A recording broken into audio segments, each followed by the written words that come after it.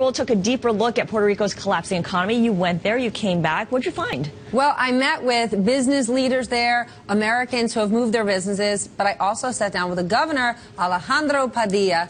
The guy is in a tough spot. Yes, they just issued debt. They issued high-yield debt. It's a positive, so now they have some room to move. But unless they get themselves out from under this hole, they're in a horrible position. And I said to him, how are you really attracting people down to Puerto Rico? The Virgin Islands has changed their laws 15 years ago and were never really successful. States like New York, Delaware, California, keeping businesses where they are. They've lost so many businesses in the last few years. 1 of every 3 middle-income people have moved out of Puerto Rico into the U.S.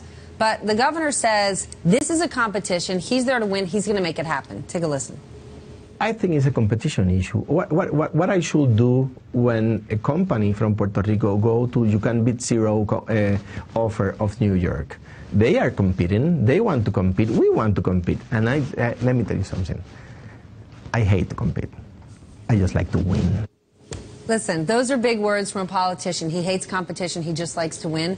But think about what this is like for Puerto Rican business people, real estate developers who no longer have the money to complete their deals. And you've got John Paulson swooping in, buying up property. And a lot of the real estate developers down there say guys like Paulson are getting an unfair advantage.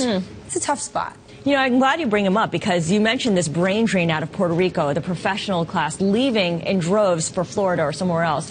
At the same time, Puerto Rico is doing all it can to attract the John Paulsons and other hedge fund managers, isn't it? So John Paulson has invested a huge amount of money down there, from hotels to plazas to office buildings. He hasn't moved. They have this law that they've changed, Act 2022, where they're trying to attract hedge fund managers to move down there. You don't have to pay income tax. Listen, I was on the ground. I went to the offices. I saw where they could live. Some have moved down. You have not seen one single big-name guy, marquee investor, move down there. It's one-offs. We haven't seen it a true success yet. And I also asked, how do the people of Puerto Rico feel about this? And they said, actually, they just need green dollars on this island. Now, just to be clear, you wouldn't be exempt from federal income tax down there, would you? You would not. You would not. But if you were to move down there as an American, you would not have to pay inheritance tax on anything you buy anywhere in the world. You're in a worse tax position if you're a Puerto Rican. So a lot of Puerto Ricans don't like this. I don't know. It just rubs me the wrong way. If you're playing a tax game, to me, that's not legit. You got to grow the top line. Michael Holland, your thoughts?